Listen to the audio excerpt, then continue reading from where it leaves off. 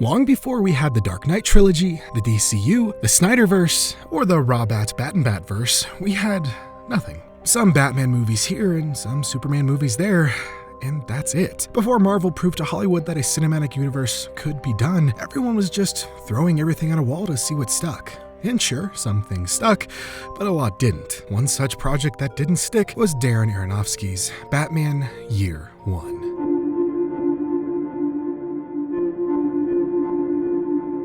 The late 90s and early 2000s was an odd time for the superhero cinematic landscape. Tim Burton's Batman and Batman Returns had dominated the early 90s, but after these films were deemed too dark and difficult to market, Warner Bros. Shifted towards more advertiser-friendly films, resulting in the campy Batman Forever and Batman and Robin. However, this massive tonal change marked a dramatic turn for the worse, stalling Batman's film presence for nearly a decade. At the time, the industry was fumbling, unsure of how to handle these characters, leading to experimental projects with varying degrees of success. During the filming of Batman and Robin, Warner Bros. Was impressed with the footage and hired director Joel Schumacher to helm a third film, tentatively titled Batman Unchained. Writer Akiva Goldsman declined to return, so Mark Prozovich was hired to write the script. The film was initially described as continuing the lighter tone of Batman and Robin, but Schumacher later stated it would have been darker, closer to the tone of earlier films. The plot featured Scarecrow as the main villain, with Joker returning as a hallucination caused by Scarecrow's fear toxin. Harley Quinn, written as the Joker's daughter, would team up with Scarecrow to drive Batman insane and have him committed into Arkham Asylum. After their defeat, the film would have concluded with Bruce Wayne symbolically conquering his fear by allowing himself to be swarmed by bats in a cave. George Clooney, Chris O'Donnell, and Alicia Silverstone were set to reprise their roles of Batman, Robin, and Batgirl, with Coolio, of all people, being cast as Scarecrow. However, when Batman and Robin received negative reviews and failed to outgross any of its predecessors, and the Nicolas Cage-led Superman Lives was cancelled 3 months before shooting began, Warner Bros. Became unsure of its plans for Batman Unchained and canceled the project. In 1998, Lee Shapiro and Stephen Wise pitched Batman Dark Knight to Warner Bros., a script inspired by Frank Miller's The Dark Knight Returns. In this version, Bruce Wayne had abandoned his Batman persona, disillusioned with its failure to inspire fear in criminals, while Dick Grayson attends Gotham University. Dr. Jonathan Crane, a psychology professor and Arkham Asylum psychiatrist, conducts fear experiments, which inadvertently triggers Dr. Kirk Langstrom's transformation into the Man-Bat. Gotham citizens mistake Man-Bat's actions for Batman's violent return, forcing Bruce to become Batman again to clear his name and solve the mystery.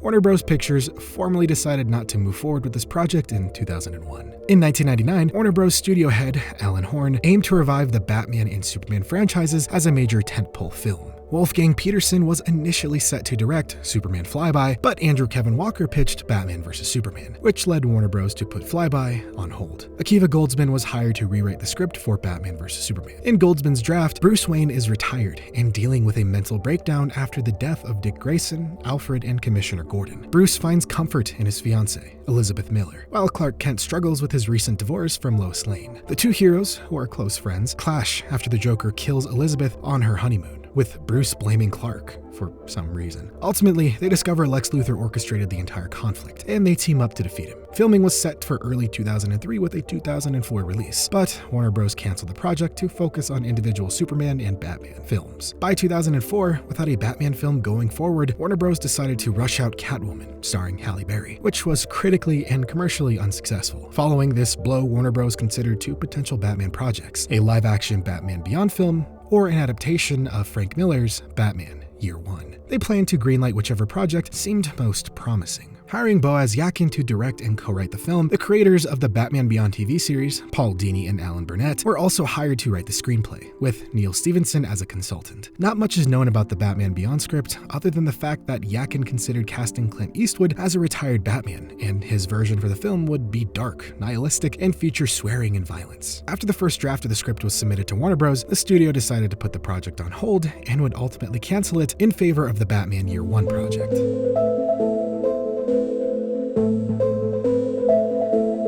After Warner Bros. Rather quickly abandoned the Batman Beyond project in favor of adapting Frank Miller's Batman Year One, the studio began searching for someone who could capture the essence of the famed comic. After the failure of Batman and Robin, Joel Schumacher expressed interest in making a darker, more faithful Batman film and proposed Year One in 1998. However, his proposal was shot down by the studio. Around this time in the early 2000s, director Darren Aronofsky was gaining recognition in Hollywood with just 2 films to his name, that being 1998's Pi and 2000's Requiem for a Dream. Seeking to revitalize their most valuable intellectual property, Warner Bros. Asked him to submit a pitch for a new Batman film. To enhance his proposal, Aronofsky enlisted comic book legend Frank Miller to co-write the treatment. The film aimed to revamp the Batman franchise, basing its story on Miller's Batman Year One, but significantly diverging from established lore and discarding previous Batman concepts in order to start fresh. As for who would play this version of Bruce Wayne, Christian Bale and Freddie Prinze Jr. were initially considered for the role, though Aronofsky preferred Joaquin Phoenix and was reported to be looking at Josh Hartnett and Norman Reedus as well. After the script was finished and submitted to Warner Bros., the project was almost immediately shelved.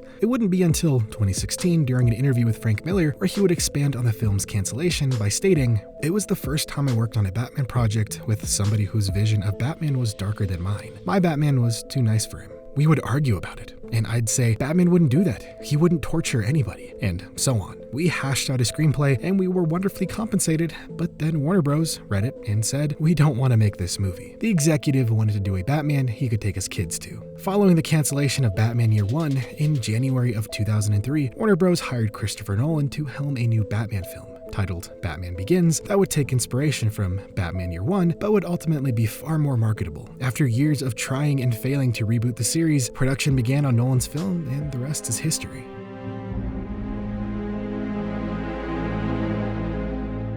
After Miller's comments on the drastic take Aronofsky had for his version of Batman, it does beg the question, what was so drastic about his characterization, and where the hell is the script? Well, for a long time, no one knew, but sometime around 2016, Darren Aronofsky's Batman Year One script leaked online. Based on my research, I wasn't able to uncover who leaked the script in the first place, but on all accounts, this is the legitimate script written by Darren Aronofsky and Frank Miller, and after reading it, I can totally see why it never went into full production.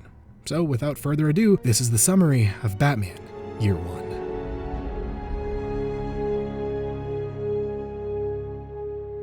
We open in Gotham City, in the midst of a heavy storm. A cacophony of sounds ring out from thunder, sirens, car alarms, and screams. Cutting to Bruce Wayne in his apartment, he is awoken from a nightmare by the sounds of his own screams. The next morning, Little Al, a gigantic, early middle-aged black man, carries a bag of donuts and 2 coffees to his shop, Al and Sons Repair Services and Salvage. Looking for Bruce, he finds him loading up supplies into the flatbed of a truck. Little Al asks Bruce if he's completed various orders, to which Bruce just nods, implying Bruce really doesn't do anything else than work. Taking note of Bruce's pale skin and sunken eyes, Little Al tells Bruce that Big Al would kick his ass if he ever saw him like this, and asks if the pills he gave him are helping with the nightmares. Bruce says no and tries to change the subject when Al tells him to get some air and find a girlfriend. Al tells him that he can't keep cooped up in one place all the time, and that it's not healthy, but Bruce just ignores him and leaves. Once gone, Bruce looks out his window at the various strip clubs and brothels just outside. His gaze travels to a window directly across from his. Inside the cat house, he sees Selena, a long, lean black woman, as she puts handcuffs on a skinny man. Selena notices Bruce peeping and gives him a playful wave before he closes the curtains. Bruce sits at his desk and starts to write a letter to his father,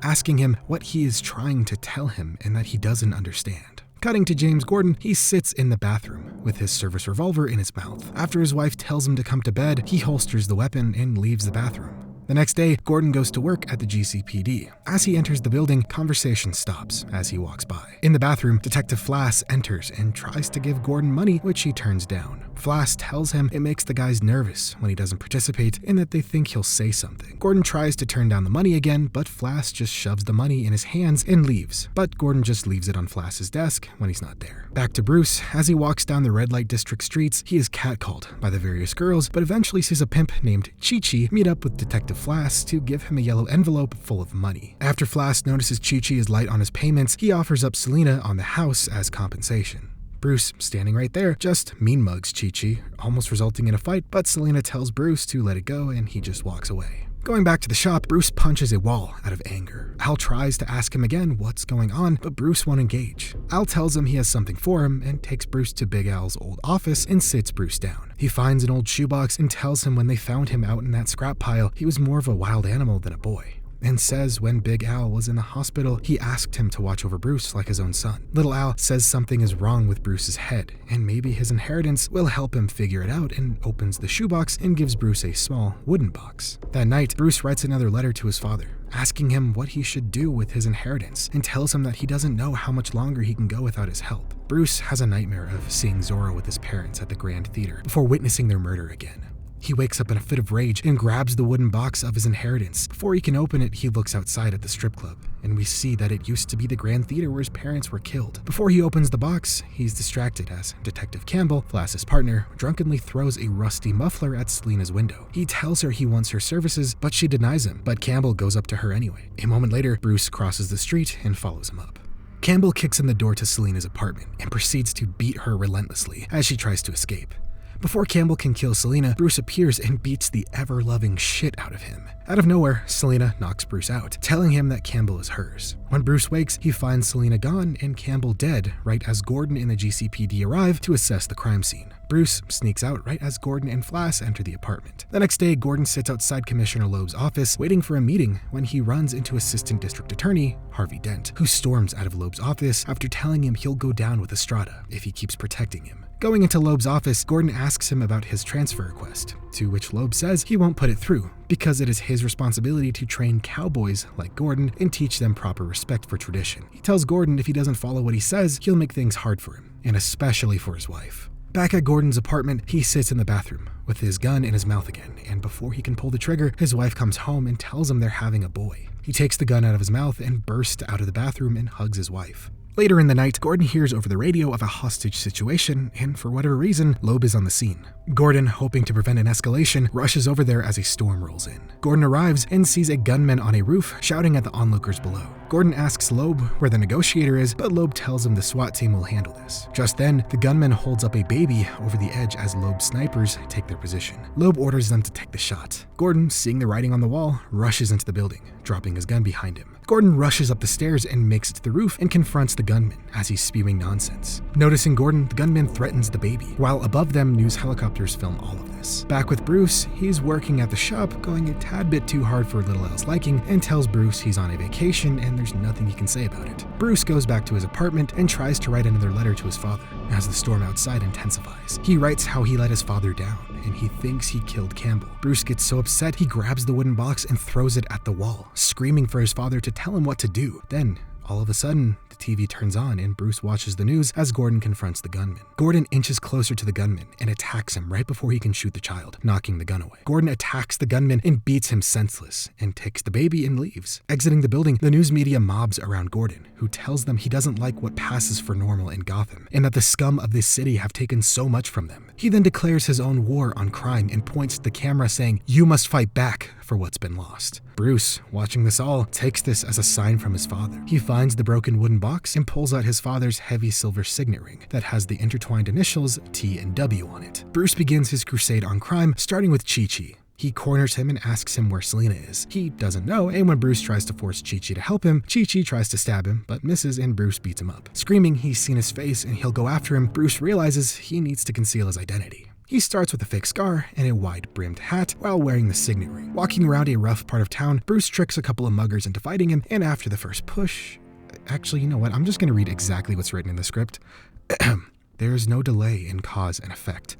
The shove sparks an almost orgasmic release of raw, pent-up violence from Bruce. After beating them up, Bruce moves on and finds a couple of skinheads with a stolen purse, and again, reading from the script here, Bruce tears into the skinheads with all the joy of a child on Christmas. Bruce then moves on to a dealer selling drugs and, without hesitation, bashes his head against a payphone with such force that Bruce's fake scar falls off his face. And that night, Bruce sleeps like a baby. The next day, Gordon and his wife are enjoying a nice breakfast at a restaurant when Loeb and Emilio Estrada enter. Gordon and his wife immediately leave, with Gordon telling her Estrada is Gotham's golden pimp and that Harvey Dent had him locked up 6 months ago. Back with Bruce, he begins compiling a list of Gotham's criminal hierarchy. He starts his research by going to the shadiest bars in all of Gotham. He flashes a large wad of money and gets into a fight with basically all the patrons in the bar. Getting ganged up on by all the attackers, Bruce tries to flee into the women's bathroom. He finds cleaning supplies and begins mixing chemicals chemicals as his attackers outside taunt him. He exits and throws a jug of chemicals on the floor, hitting it with a neon sign, causing it to explode in fire, burning all of his attackers severely, but not killing them.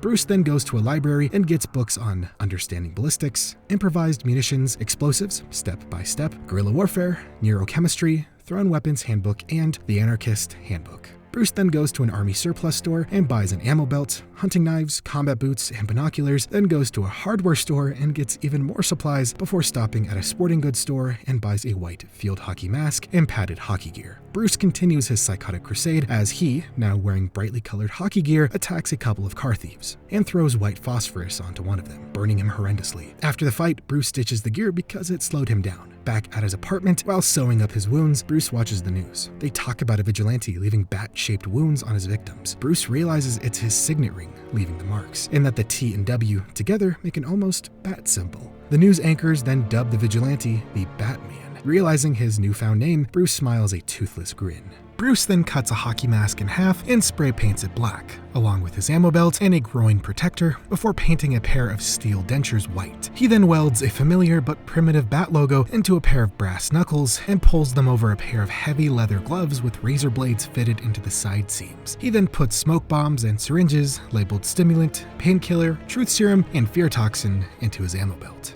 Meanwhile, Gordon is attacked by Flass and other officers who beat him relentlessly with bats, telling him that's a warning, and if he continues with his war on crime, they'll go after his wife. Gordon, barely able to pull himself up, makes his way home. At the GCPD, Loeb calls Gordon into his office and asks him about the accident, pretending to care before telling him he's putting him on the Batman case, because it's far safer. Going to his new office, Gordon meets Officer Merkel, who tells him more victims of the Batman have recently come in. Going to the hospital, the men see dozens of beaten criminals cuffed to hospital beds. Some are fearful and others are in horrible-looking braces, and almost all of them bear the mark of the bat. Talking to the doctor, she tells Gordon and Merkel that the recent victim of the Batman is in rough condition as he was forced to ingest all of his narcotics. All around him, Gordon notices that these men aren't just beaten, but their spirits are broken too. Gordon and Merkel then go to Harvey Dent's office, accusing him of being the Batman, but he laughs and says he wishes he was. Gordon tells Dent that the Batman is a psychopath and he will take him down. He then asks Dent for a search warrant as he has a hunch that the Batman could be tied to the murder of Campbell. That night, the Batman in his full makeshift batsuit stands on the edge of a high roof, silhouetted against a full moon, watching over a warehouse as Gordon and his officers file out. Inside, someone named Sanchez says the cops found nothing and asks Chi-Chi for this week's take. He tells him it's light because the Batman is scaring all the Johns away. Just then, Batman crashes through the skylight and lands on Sanchez's desk.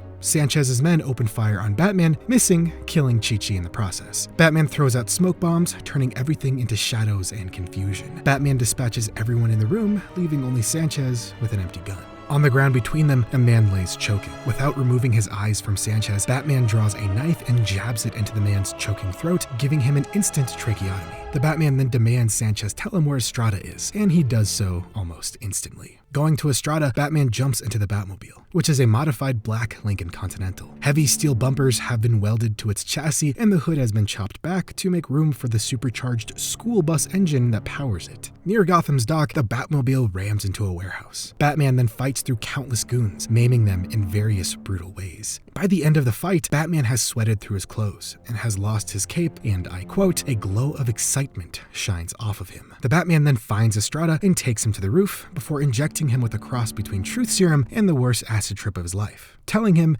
makes the stuff they had at Woodstock feel like aspirin.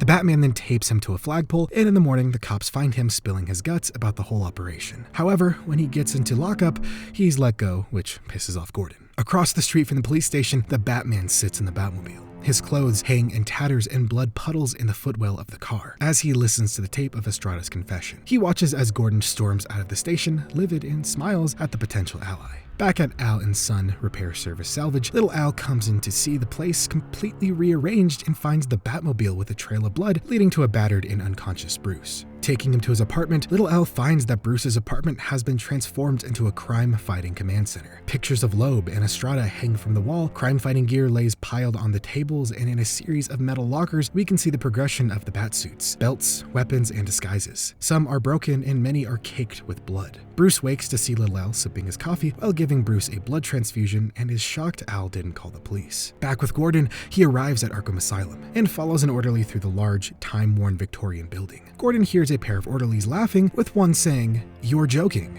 as they pass by, wheeling a young, very pale man in a straitjacket with green hair. Gordon meets with Dr. Patricia Holcomb, who gives Gordon a psych profile on the Batman, and tells Gordon that he is delusional and has a terminal stage of a suicidal psychosis, and says his trauma likely started from when he was very young. At Loeb's office, the Batman hangs nearby, listening to Loeb and the mayor talk about Estrada and incriminate themselves. They mention something about a party, and Batman smiles, knowing his next target. Later, Loeb cruises the red light district, picking up prostitutes for the party, and unknowingly picks up a disguised Selina. At Loeb's mansion, he leaves Selina in his room while he attends to some business. Once alone, Selina starts to case the place. She grabs a satin pillowcase and starts to fill it with loot before peeking into the next room. Inside, she sees Estrada, Flass, Loeb, the mayor, and various off-duty officers and gangsters. They're all partying with various prostitutes and exotic dancers. Outside the mansion, the Batman listens as they discuss, well, him. They're pissed about how he's disrupting their operations and can't wait for someone to kill him. Hearing all he needs to hear, the Batman is about to crash the party when he hears something. Selina has been busted and is confronted by 3 guards who she fights off with a whip, but is quickly overwhelmed when they start shooting. Batman rams the Batmobile into the house, saving Selina from the gunfire, and tells her to get in. She does, and they bail out as the guards open fire on the car and give chase in their own. The Batman drives without headlights at ridiculous speeds as he wears crude homemade night vision goggles. Additional cops are called to set up a barricade, but he just smashes through them and leaves behind a series of traps so they can't follow. Meanwhile, Batman cuffs Selina, saying he's bringing her in for the murder of Campbell. But after they escape their pursuers, she escapes her cuffs and jumps out of the Batmobile. Batman chases her on foot and tackles her. Selina tells him that she didn't kill Campbell and that it was Chi-Chi who came in after the fight and killed him for taking his money. Apparently, Chi-Chi was also going to kill Selina and make it look like a murder-suicide, but her friend Holly showed up and helped her escape.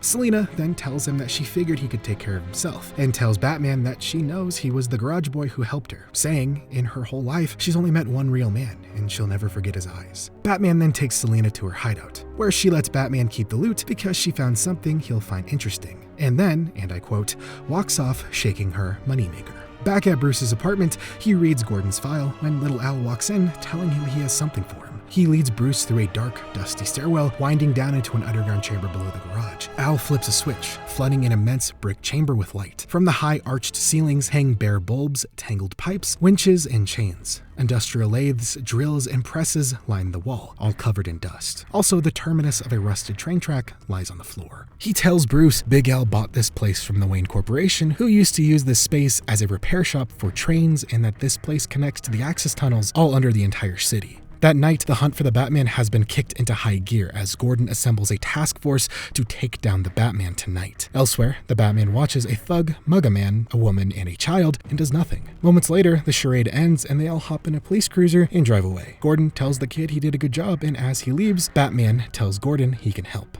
Gordon says he doesn't want his help and springs the actual trap, and hidden officers come out of the shadows to capture the Batman. Physically throwing Gordon at the cops, the Batman makes a run for it and hides in an abandoned building, but not before taking a round in the leg. More cops arrive and seal off the abandoned building, blocking the Batman's escape. A van rolls up and the GCPD SWAT team comes out, telling Gordon they're under Loeb's orders. Inside the building, the Batman wraps tape around his wound and limps up the stairs as fast as he can. Outside, a helicopter hovers, with Loeb telling the pilot to release the payload. He's apprehensive, so Loeb does it himself and hits the incinerary release button and drops a firebomb onto the building. Shot, burned, and concussed, the Batman injects himself with a stimulant and keeps moving. Fire trucks arrive and douse the building before the SWAT team head in to look for survivors. Batman gets the drop on them and pounces from a hiding spot and savages the SWAT team. Once dealt with, he looks out the window for a way out and is nearly hit by a sniper. He ducks back into the building and plans to escape via the underground tunnels. Meanwhile, after Gordon has been treated by the medics for the injuries Batman gave him, he feels something odd in his pocket and finds a reel of microfilm.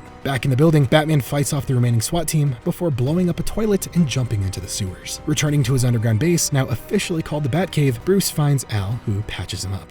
Elsewhere, Dent and Gordon celebrate the new evidence Batman gave him, all of which is on that microfilm. While it probably won't be enough to get Loeb or the mayor, it'll definitely be enough to get Estrada, which they do. Back at the Batcave, Bruce, wrapped in numerous bandages, works on a black motorcycle. His head is shaved and crisscrossed with stitches. He's in pretty bad shape. While working, he listens to the news as they talk about the death of Thomas Wayne in the search for their missing son, Bruce Wayne. Al tells Bruce he needs to go home, but Bruce says he has work to do and leaves to meet with Gordon, who he tells Loeb is up to something tonight and to be prepared.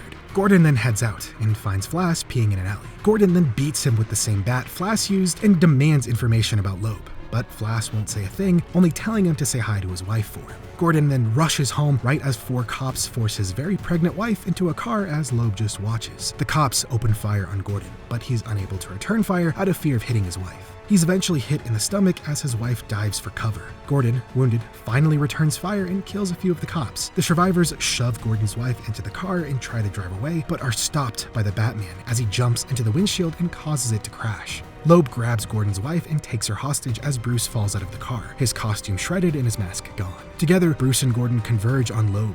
Loeb tells them that he knows the Batman doesn't kill, he's seen his face, and Gordon doesn't have a shot, so they have to let him go. Bruce then pulls out a throwing knife and throws it right into Loeb's eye, causing him to fall to the ground. Bruce then goes over to Loeb and carves a Zorro Z into his cheek, telling Gordon that it's a gift for a kid he used to know. As Bruce leaves, Gordon tells him he's blind without his glasses, and that he lost them in the fight, so he never actually saw Bruce's face, and instead thanks Batman for saving him and his wife. The film ends as Bruce stands at Wayne Manor and burns all of the letters he's written to his father over the years. Little Al joins Bruce, telling him that this place is amazing. Bruce just smiles and joins him inside. We then hear a voiceover of a news report discussing how the missing millionaire heir to the Wayne Enterprise fortune, Bruce Wayne, has returned to Gotham, and it turns out he was safe and sound all along, pursuing his education abroad at the finest schools in Europe. Pulling back from the TV, we see Selina in her Catwoman suit, stealing a painting and smiling when Bruce's face appears on the TV. The end.